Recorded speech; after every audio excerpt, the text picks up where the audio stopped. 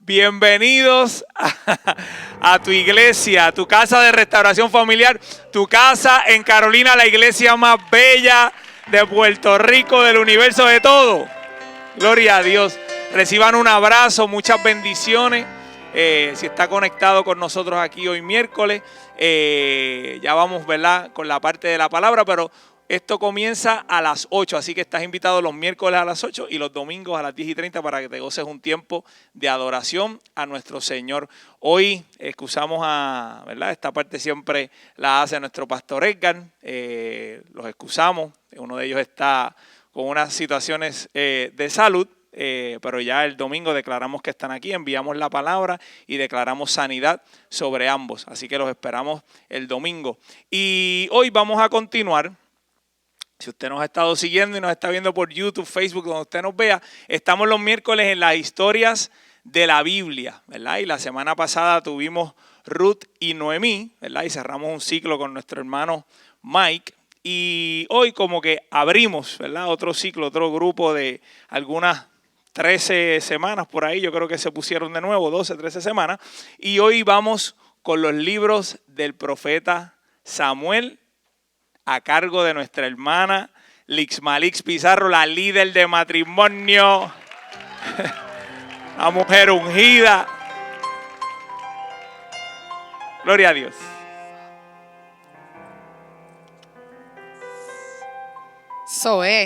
¿Estamos contentos o no estamos contentos? Siempre. No importa, aunque estemos cansados. Amén.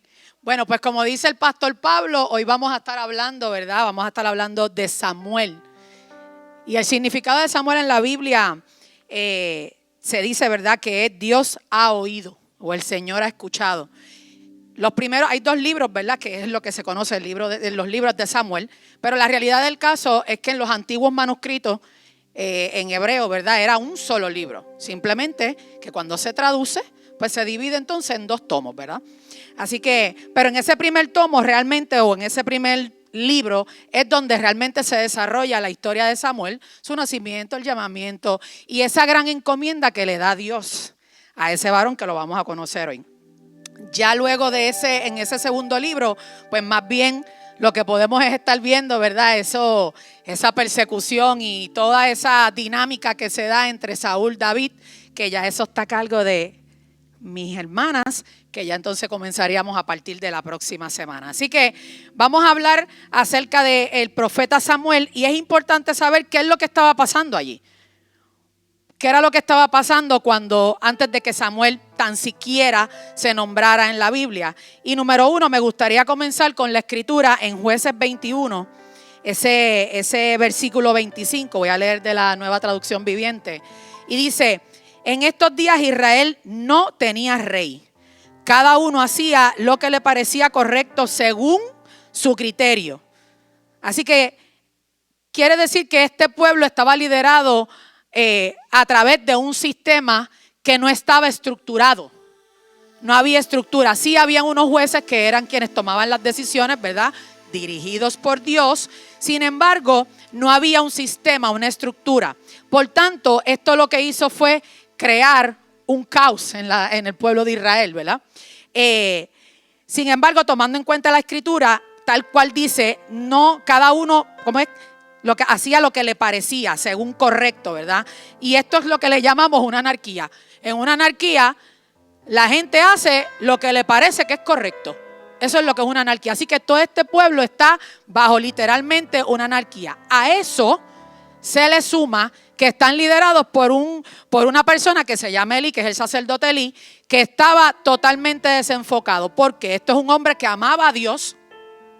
Sin embargo, estaba más preocupado por cuidar o custodiar las cosas que pertenecían a Dios, pero se olvidó de la presencia de Dios. Se olvidó de cuidar la presencia de Dios. También, una de las cosas que sucedía es que tenía dos hijos que eran, mira, una joyita literalmente. El nombre de estos era Finés y Ofní. ¿Qué pasa? Elí muestra una debilidad de carácter, particularmente en cómo trabajar con sus hijos, porque sus hijos estaban al garete, abusando del poder que tenía o la autoridad que tenía su papá. Pues entonces ellos estaban, olvídate que papi es el que manda aquí, olvídate de eso. Nosotros vamos a darle con todo. Y empezaron a robar de las ofrendas que estaban dedicadas al Señor. Todo aquello que estaba a profanar, ¿verdad? Todo aquello que estaba dedicado a Dios, ellos no tenían ningún tipo de respeto por eso. Además de tener relaciones sexuales inmoralmente, ¿verdad? Así que todas esas cosas estaban pasando y esto estaba creando un caos. ¿Sabes? Estamos hablando de una crisis moral, una crisis política, una crisis social, una crisis inclusive espiritual. Y añádele la cherry on the top, que los filisteos, que es el pueblo temerario de este tiempo, y era como digo yo, los que le daban la rosca a Israel, pues esa gente estaba ganando terreno. Esa gente estaba adquiriendo ciudades, conquistando ciudades. ¿Y qué pasa cuando se va adquiriendo, se van conquistando ciudades? ¿Qué pasa con eso? Empiezan a tener poder, empiezan a ganar poder, particularmente en el área militar, porque empiezan a ¿qué? Empiezan a reclutar. Así que los hace mucho más poderosos. Y esto, uno de los estudios que leí dice que hasta las armas que utilizaban estaban sofisticados, o sea que olvídate de la hacha, el palo, picado en forma de puya, forget it. Esta gente estaba bien preparado, así que el pueblo de Israel vivía con temor de, ¿verdad?, que los filisteos llegaran a atacar. Los que han leído todo esto saben que hubo de lo suyo. Así que esta es la crisis, este es como que el entorno, ¿verdad?, histórico de lo que estaba pasando en este tiempo. Ahora, la Biblia habla ya ese primer libro de Samuel, abre con una parejita, que es ¿quién? Elcana y Ana. Esto es, Elcana es ¿verdad?, el papá de Samuel, que lo vamos a ver ahora, y Ana su esposa, pero había una amiguita adicional. Ustedes saben que a mí me tocó el estudio de Abraham. Y en el estudio de Abraham, la mujer era estéril. Y entonces, ¿qué pasó? Tenía una amiguita, otra más en la casa, porque como ya no podía tener hijos, pues entonces tenían que traerla. La ley permitía, ¿verdad?, que él tuviera otra esposa. Así que eso mismo pasó aquí. Usted se imagina, en mi casa, Cheo no puede ni conciliar ni conmigo, imagínate una más. Se muere. O sea, con esposa e hijo, y con esposa e hija, él no puede, imagínate con una segunda esposa. Terrible. Así que nuestra amiga Penina, que es como se llama la segunda esposa, ella se burlaba de Ana. La tenía de mango bajito.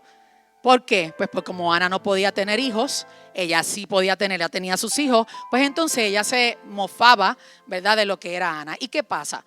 Ana vivía muy angustiada con esta situación y la podemos entender. ¿Por qué? Porque una mujer estéril para ese tiempo era como que, ¿para qué tienes esposa? ¿Quién eres? ¿Entiendes? Además de que para esta cultura era bien importante lo que era la descendencia, la heredad, ese legado, ¿verdad?, que ellos dejaban. Así que dice la Biblia, déjame ver dónde estamos. Voy por aquí. Te digo ahora. Yo creo que yo como que, no sé si fue que... mírala aquí, voy para aquí. En ese primer libro, vamos al versículo 10. Y dice, ahí está. Ana, con profunda angustia, lloraba amargamente mientras oraba al Señor e hizo el siguiente voto. Oh Señor de los ejércitos celestiales, si miras mi dolor y contestas mi oración y me das un hijo, entonces te lo devolveré. Él será tuyo durante toda su vida y con señal de que fue dedicado al Señor, nunca se le cortará el cabello. Esta gente, todos los años, una vez al año, ellos iban a la ciudad, básicamente es como decir la ciudad donde ellos adoraban, que es Silo. Y ellos subían una vez al año a realizar sus sacrificios y en adoración. Así que en esta ocasión, esta mujer fue como que decidida. Yo me la imagino a ella durante toda su vida, ¿verdad? Durante todo ese tiempo que estuvo casada, siendo estéril, pidiéndole al Señor, como que Dios mío, yo quiero tener un hijo. O sea, se la puede imaginar, ¿verdad? Apasionadamente orando por eso, pero lamentablemente no pasaba. Así que en esta ocasión, yo como lo veo cuando lo leo, ¿verdad? Cuando uno hace estudios, como que yo decía, esta mujer fue decidida. ella fue decidida a derramar su corazón y decirle al Señor, yo necesito que tú me des un hijo. Yo necesito que tú me des un hijo. Y hizo un acto que las otras mujeres en la Biblia, ¿verdad? Que relata la Biblia, se fue como decir la milla extra, porque esta mujer le prometió al Señor. Le dijo, tú me das un hijo, pero este hijo yo no me voy a quedar con él. En las otras, como vamos a poner, por ejemplo, cuando estudiamos a Abraham, Dios fue el que le dijo, sacrifíquenme ese hijo. Pero en esta ocasión no. Ella le dijo, si tú me das un hijo, yo te lo voy a devolver, yo te lo voy a entregar. Así que eso fue lo que hizo esa mujer. En número 6, esto no lo lo tengo para que lo proyectes, pero el voto de ser un nazareo, que es como se le conoce cuando tú entregabas un hijo y lo dejabas entonces para que éste fuera criado, ¿verdad? En los designios de Dios, es lo que le conocen como un nazareo, y incluía la abstinencia de cualquier producto derivado de las uvas, tales como el vino, por ejemplo. Y una de las versiones dice que no podían tomar bebidas alcohólicas. Otra de las cosas es que no podía tener ningún contacto con muertos. Nada, porque si no, eso implicaba otro sacrificio adicional. Y número 3, no podía rapar su cabeza, ¿verdad? Porque entonces era un símbolo, ¿sabes? Si se rapaba la cabeza, era una señal para otros del voto que estaba haciendo. Así que la mamá le dijo, si tú me das este nene, o tú me das ese hijo, yo te lo voy a dedicar. Y este hijo va a ser simplemente dedicado a ti. Así que así mismo pasó. De hecho, a él, los que han leído la historia y el que no, pues lo invito a que lo haga. Cuando ella está derramada ahí pidiéndole al Señor, Elí, que es el sacerdote, la ve y es como que, diatre, mamita, qué clase de borrachera. Entonces le dice, porque parece que yo me la imagino gimiendo, como que llorando, gritando, pidiéndole al Señor. Y ella le dice, no, mi amor, yo no estoy ningún borracha. Sino al contrario, yo estoy pidiéndole al Señor porque yo quiero ser madre. Y ahí él se le queda mirando y, bueno, mírame a mí, yo me estoy haciendo la serie, ustedes están claros. O sea, yo estoy en la serie ahora mismo. Él la mira y le dice, que el Señor conceda tu petición. Y ahí queda. Y así mismo cuenta la Biblia narra, ¿verdad? Que su esposo se llegó a ella y pudieron concebir. Y ahí es donde sale nuestro gran amigo Samuel. Ana entrega a Samuel tal cual lo había prometido, y este niño fue traído al profeta para básicamente consagrarlo en el tabernáculo como un servidor de Dios, aprendiendo todo lo que tenía que ver con las reglas y las directrices para ser un representante de Dios para el pueblo de Israel. Ahora, vamos a lo que es el llamamiento, y eso está en el capítulo número 3. Quiero comenzar con ese versículo número 1, y dice la Biblia: el joven Samuel ministraba a Jehová en presencia de Elí, y la palabra escaseaba en aquellos días, no había visión con frecuencia. Ustedes saben que, como les dije, el contexto histórico, había crisis. Están liderados por este líder que básicamente que está al garete, sus hijos están al garete. Así que el Señor hizo silencio por años. No es hasta que instalan, ¿verdad? O hasta que Samuel entra en escena que el Señor entonces dice, la palabra escaseaba, no había visión con frecuencia, y ya vamos a ver cuando Dios le habla. De seguro escaseaba la palabra por la dureza del corazón que había entre los hijos de Israel, la corrupción y el desenfreno del pueblo de Dios y sus líderes. En ese capítulo aquí hay mucha Biblia, así que si no te gusta la Biblia, no sé qué van a hacer, porque aquí hay mucha Biblia. Vamos al versículo 8. Dice, Jehová pues... Déjame, antes de entrar ahí, déjame decirte la historia. Ya ustedes saben que Samuel está instalado con Elí, aprendiendo todo. ¿Qué pasa? Una de las noches dice la Biblia que ellos están durmiendo, cada cual en su recámara, y Samuel escucha que lo llaman. Samuel piensa que es Elí, así que va donde Elí y le dice, ¿qué pasó? ¿Me estás llamando? Y él le dice, acuéstate a dormir que yo no te estoy llamando. Por segunda vez, Samuel. Por tercera vez, Samuel. Hasta que ya Elí hizo, espérate. Él la captó y él dijo, no. Si vuelven a llamarte una vez más, tú tienes que contestarle, porque no soy yo el que te está llamando, es Jehová. Y ahí es donde está el capítulo número 8, el versículo número 8 dice, Jehová pues llamó la tercera vez a Samuel, y él se levantó y vino a Elí. Y dijo, heme aquí, ¿para qué me has llamado? Entonces entendió Elí que Jehová había llamado al joven. Y dijo Elí a Samuel: ve y acuéstate, y si te llamaren dirás: habla Jehová, porque tu siervo oye. Así fue Samuel y se acostó en su lugar. Y vino Jehová y se paró y llamó como las otras veces. Cuando tú buscas el original de la palabra paró, o también en otras versiones se acercó, realmente nunca dice como que se le presentó de frente, pero sí se interpreta como que tuvo contacto con la presencia del Dios mismo. Así que dice la palabra que él entonces se acercó, ¿verdad? Y llamó como otras veces: Samuel, Samuel. Entonces Samuel le dijo: habla, porque tu siervo oye. Es aquí donde Dios se revela a Samuel, literalmente.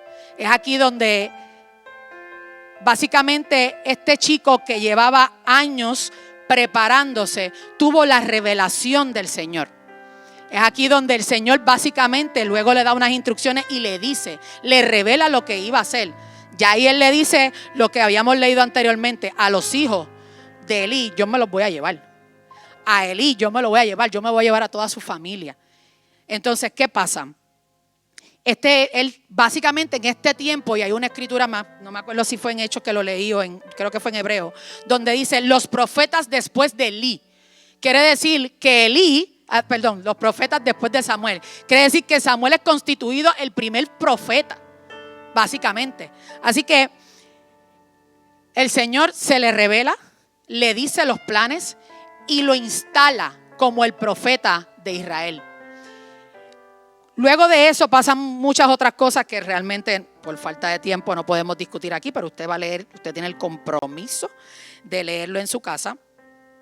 Y dice aquí donde el Señor se le revela a Samuel abiertamente, lo llama como nuevo juez, profeta ordenado por Dios. Dice la palabra: a Samuel no le quedó de otra que confesar lo que Dios le había dicho a Elí, porque Elí estaba descontrolado. Es como que, ¿qué te dijo el Señor? ¿Qué te dijo el Señor? Y cuando él lo confesó, lo que el Señor le había revelado, es como que, aquí mis huevos se pusieron a peseta, hasta aquí llegué yo. Dice ese capítulo 3 del 19 al 21. Samuel creció y Jehová estaba con él, y no dejó caer a tierra ninguna de sus palabras. Y todo Israel, desde Dan hasta Beerseba, conocían que Samuel era fiel profeta de Jehová. En este tiempo hubo también una batalla donde los filisteos les llegó lo que tanto temían.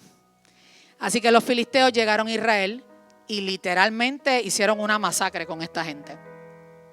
Tanto así que dice la Biblia que se llevaron el arca.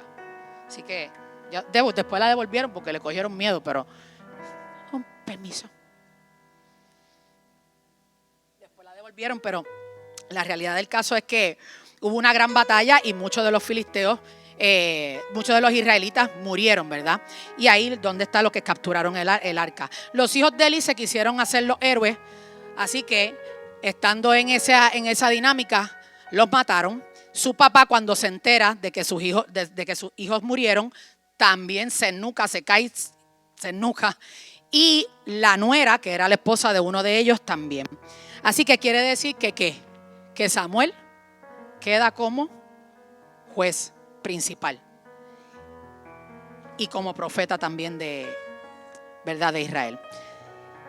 Ya luego de ahí suceden muchas otras cosas, pero vamos al capítulo 7, donde podemos ver a un Israel atribulado, afligido durante 20 largos años.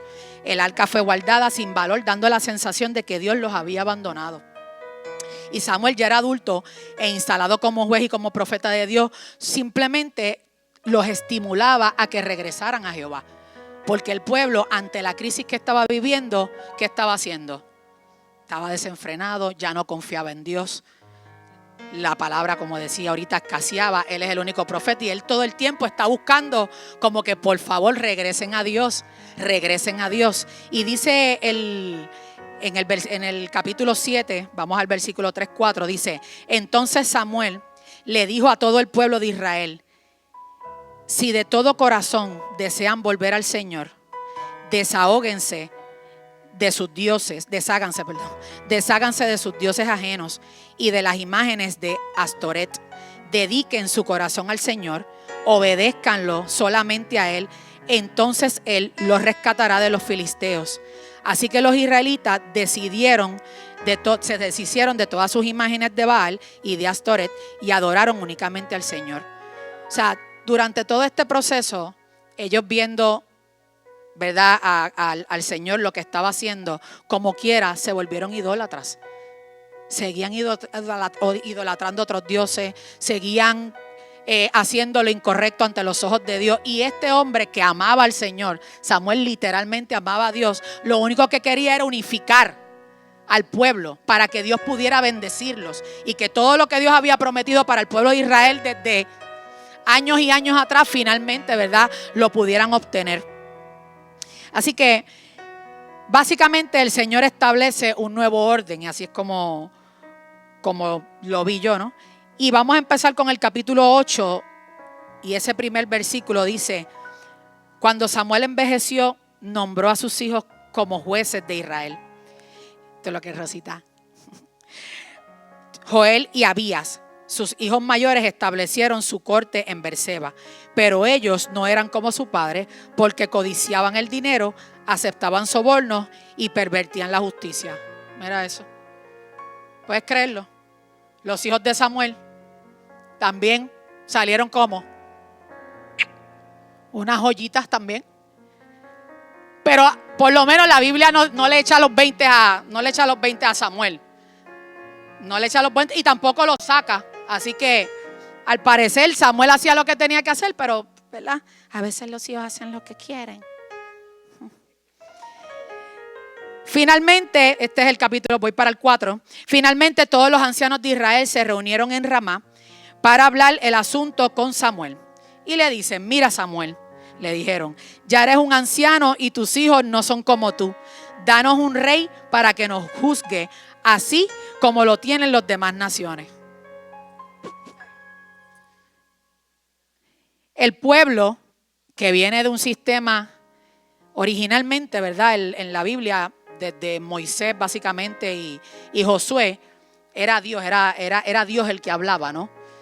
Luego establecen este sistema de jueces y entonces, pues aparentemente como que ellos como que no encajaron en este sistema y se vuelve como una anarquía donde, como les dije ahorita, no había una estructura, así que todo el mundo estaba al garete.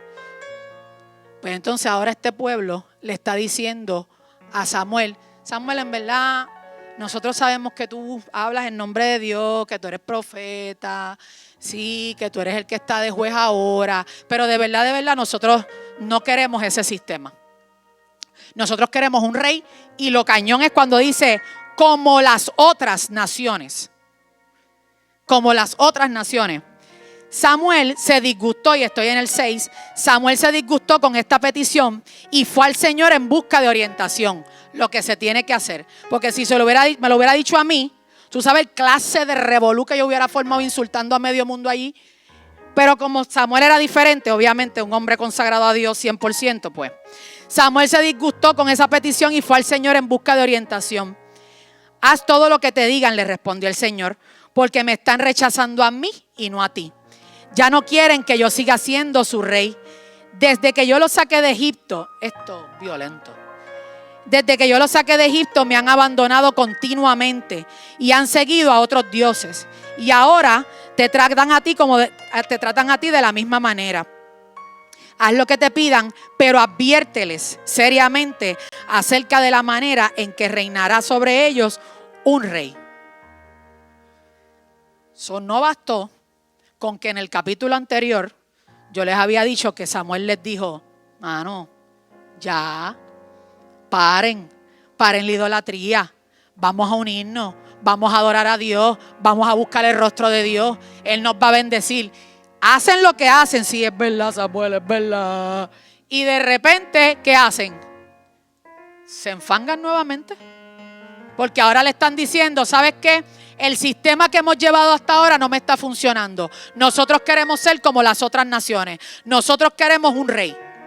Ahora, Samuel se indigna, y yo estoy segura que Samuel no estaba indignado porque lo rechazaron a él, por viejo o por los hijos o por lo que sea. Él no estaba indignado por él mismo, porque lo hayan oh my God.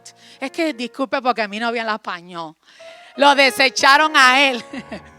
realmente Él está indignado porque rechazaron a Dios. Él está indignado por eso. Y por eso es que va donde el Señor. Pero el Señor le dijo, ahí están ellos. Nuevamente. Y continuamente rechazándome. Pero no te preocupes, porque ellos no te están rechazando a ti. Ellos me están rechazando a mí.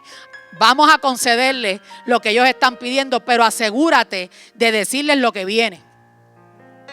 Ahora, mi pregunta cuando yo leo esto es, ¿verdaderamente ellos le torcieron el brazo a Dios para que les trajera un rey? ¿En serio? ¿Verdaderamente la perreta que ellos hicieron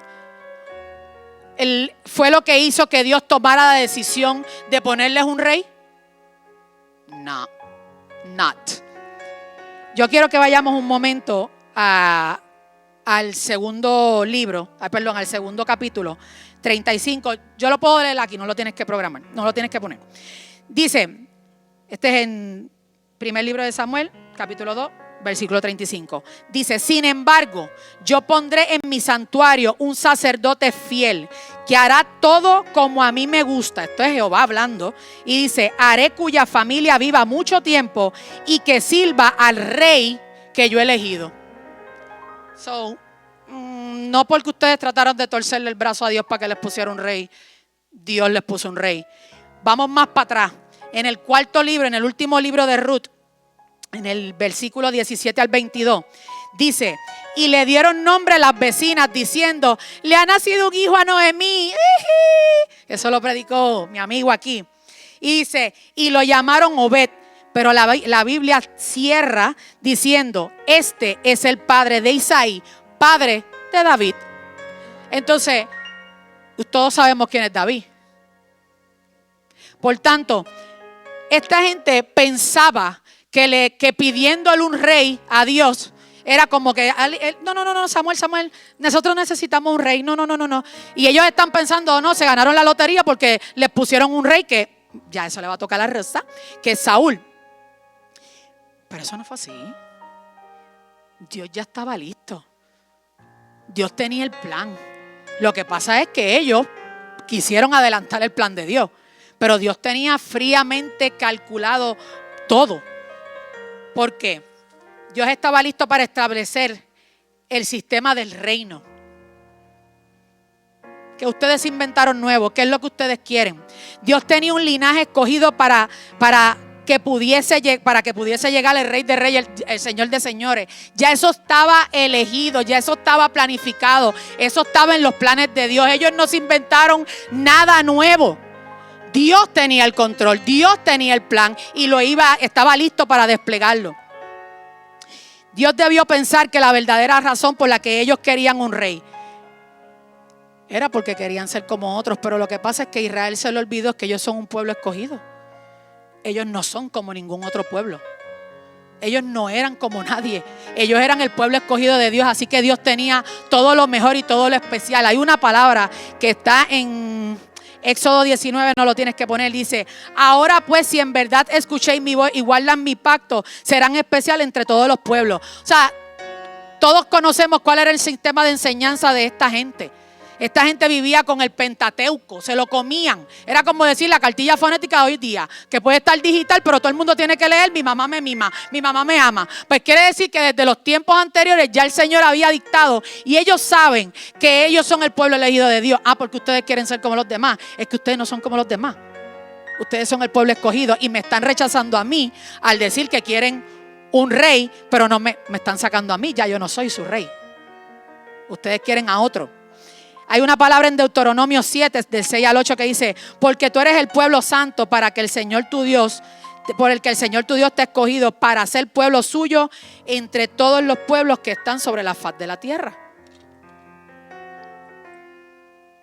Porque estamos pidiendo un Dios, porque estamos pidiendo un rey.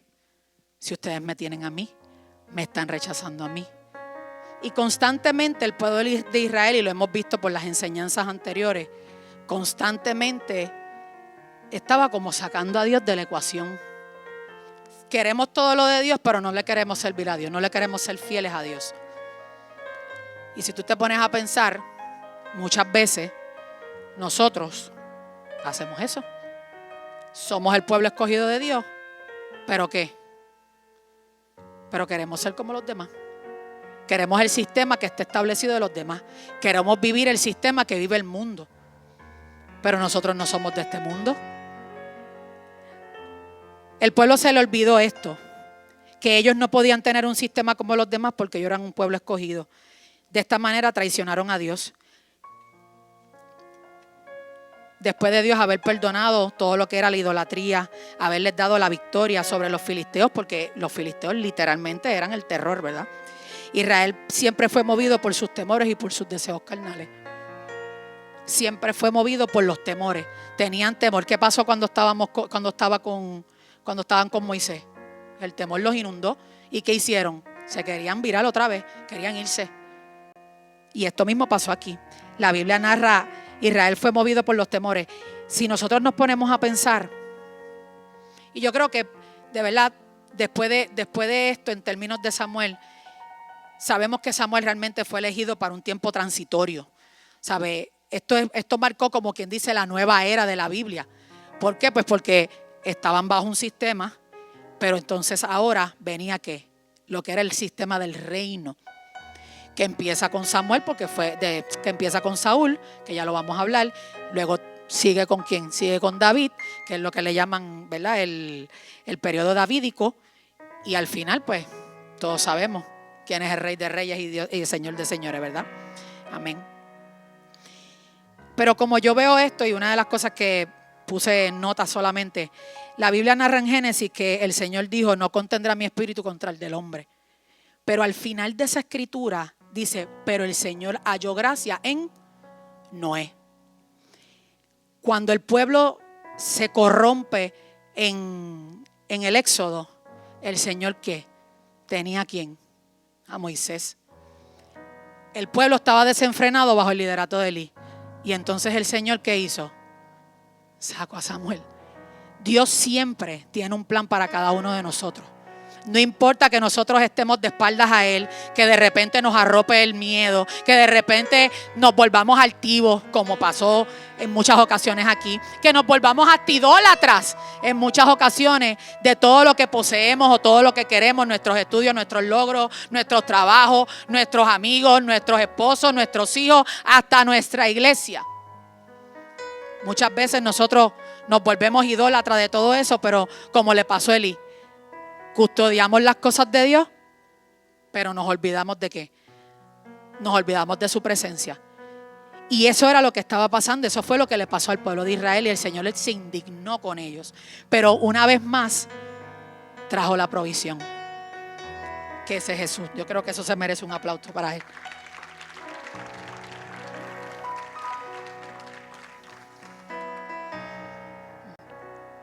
Samuel, estamos a tiempo. Samuel es llevado a la gran misión de ungir al rey, de donde vendría nuestro Redentor. Fue elegido Samuel en un periodo transitorio y una nueva era bíblicamente hablando. Fue erradicado en un sistema levítico para dar paso a lo que es la monarquía y la dinastía davídica, que más tarde terminaría con la llegada del Mesías. Samuel tuvo una gran encomienda de nombrar al primer rey Saúl y ungir a David, quien fue elegido por Dios. La muerte de Samuel se narra en el capítulo 28, donde dice que murió y que sus restos los enterraron en Ramá, que es de donde él era, y que todo el pueblo y todo el pueblo de Israel lo lloró, porque era un gran líder. Realmente era un gran líder que lo que buscaba siempre era hacer la voluntad de Dios con el pueblo, que el pueblo obedeciera y que pudieran ser bendecidos.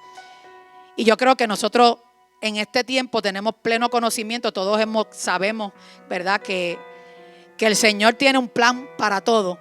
Pero yo creo que si hay algo que yo me llevé de esta escritura, de este estudio, básicamente es que el miedo, que mis motivaciones no me alejen y me hagan olvidarme de lo que Dios hizo por mí, número uno, y número dos, de que yo soy escogida, yo soy un pueblo elegido. Yo soy parte del pueblo elegido. Así que con esto, Pablito, bueno, pues con esto termina el estudio. A ti que nos estás viendo, tú también tienes la oportunidad, ¿verdad?, de encontrarte con nuestro Dios y de disfrutar todas esas bendiciones que Él tiene para cada uno de sus hijos. Así que te voy a hacer la invitación para que junto con nosotros, y todos nos ponemos de pie, por favor, quien pueda, haga esta oración que literalmente te lleva de la muerte a la vida. Señor, perdona mis pecados, lávame con tu sangre y escribe mi nombre en el libro de la vida. Te reconozco como mi único y exclusivo Salvador. Espíritu Santo, ven a morar en mí, en el nombre de Jesús. Si hiciste esa oración, usted ya es parte de los del reino. Dios te bendiga.